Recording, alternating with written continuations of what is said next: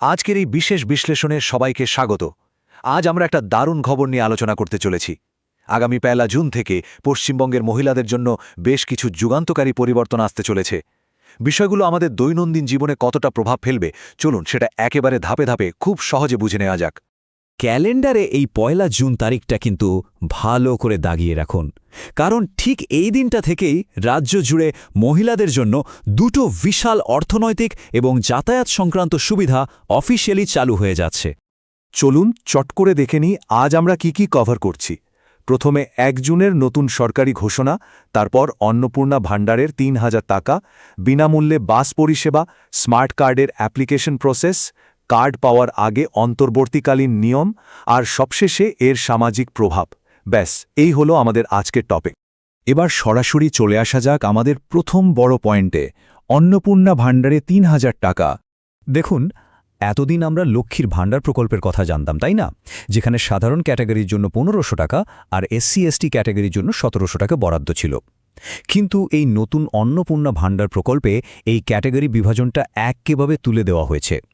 এখন থেকে ক্যাটাগরি যাই হোক না কেন, সমস্ত যোগ্য মহিলারা প্রতি মাসে সোজা ৩,০০০ টাকা করে পাবেন।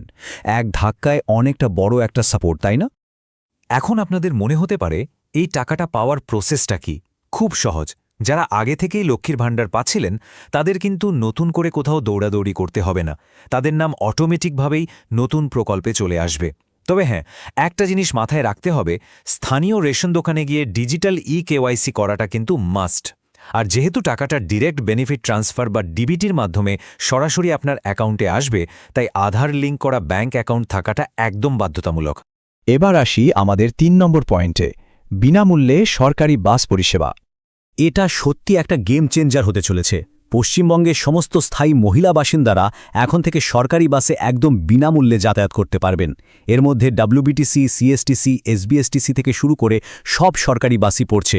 সেটা শহরের লোকাল বাস হোক বা দূরের রুটের বাস, এমনকি AC আর নন AC সব বাসের ক্ষেত্রে এই নিয়ম খাটবে। বুঝতেই পারছেন এর ফলে প্রতিদিনের যাতায়াত কতটা সহজ হয়ে যাবে।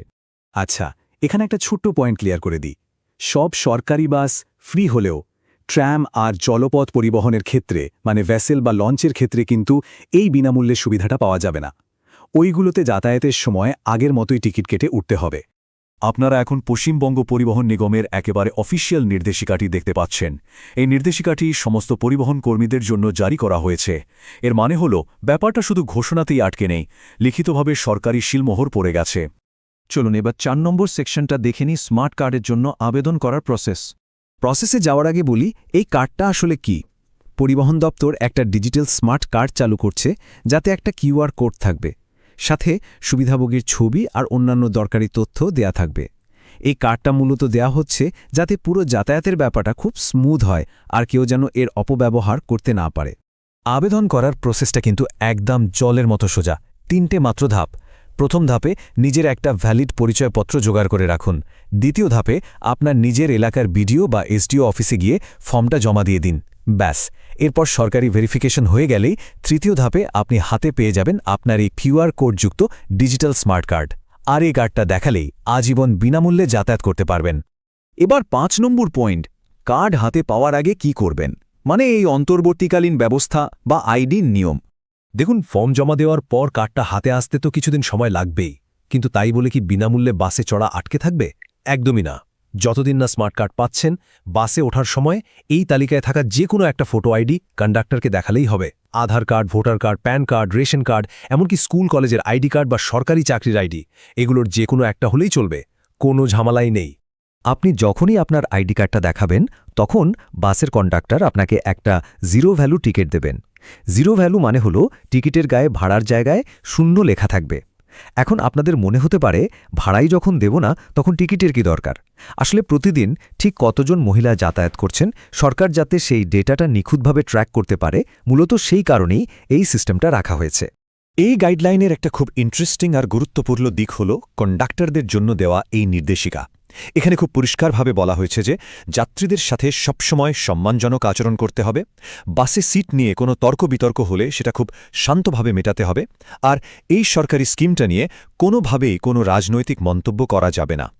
যাত্রীদের সম্মান আর নিরাপত্তা নিশ্চিত করতে এটা সত্যি একটা খুব ভালো পদক্ষেপ। চলুন এবার আমাদের শেষ সেকশন মানে 6 নম্বর পয়েন্টে আসি। এই পুরো স্কিমটার সামাজিক প্রভাব ঠিক কতটা গভীরে যেতে পারে সেটা একটু তলিয়ে দেখা যাক। নিকো অ্যাসোসিয়েটসের একটা রিসেন্ট স্টাডির ডেটা দেখলে অবাক হবেন। কলকাতায় প্রায় 44.5% মহিলা বলছেন তারা এখন থেকে সরকারি বাসেই যাতায়াত করতে বেশি পছন্দ করবেন। বুঝতে পারছেন ব্যাপারটা? এর মানে হলো শহরের ট্রান্সপোর্ট সিস্টেমের ওপর মানুষের নির্ভরতা এক লাফে অনেকটাই বেড়ে যেতে চলেছে। এখানে এই উদ্ধৃতিটা খুব রিয়ালিস্টিক একটা পয়েন্ট তুলে ধরেছে। একবার ভেবে দেখুন, যাতায়াতের খরচ বেঁচে যাওয়ার ফলে নিম্ন আয়ের পরিবারগুলোতে মাসে গড়ে প্রায় 600 টাকার মতো সাশ্রয় হবে। আর বিভিন্ন রিপোর্ট বলছে এই জমানো টাকাটা পরিবারের পুষ্টি, স্বাস্থ্য বা বাচ্চাদের পড়াশোনার কাজেই সবচেয়ে বেশি কাজে লাগানো হয়। মানে পরোক্ষভাবে এটা পুরো পরিবারকেই অনেকটা স্বস্তি দিচ্ছে। সব মিলিয়ে যদি দেখি এর বেনিফিটগুলো কিন্তু সুদূর প্রসারী। যারা একা ট্রাভেল করেন তাদের জন্য এটা নিরাপদ, স্টুডেন্টদের জন্য পড়াশোনার খরচ কমে যাচ্ছে, আর যে মহিলারা অফিসে যান বা যারা গৃহকর্মীর কাজ করেন তাদের যাতায়াতের খরচ বেঁচে যাওয়ায় অর্থনৈতিক স্বাধীনতা অনেকটাই বাড়ছে। মানে ফিজিক্যাল মোবিলিটি যে কিভাবে অর্থনৈতিক ক্ষমতায়নের সাথে জুড়ে যায় এটা তার একটা জ্যান্ত উদাহরণ। সবশেষে আপনাদের কাছে একটা প্রশ্ন রেখে যাই, যাতায়াতের এই অবাধ স্বাধীনতা আর মাসে এই 3000 টাকার ডিরেক্ট সাপোর্ট, এই দুটো জিনিস একসাথে মিলে আগামী দিনে পশ্চিমবঙ্গের মহিলাদের দৈনন্দিন জীবনে ঠিক কতটা পরিবর্তন আনবে বলে আপনার মনে হয়? আজকের এই বিশ্লেষণ আমরা এখানেই শেষ করছি। আশা করি আজকের তথ্যগুলো আপনাদের দারুণ কাজে লাগবে।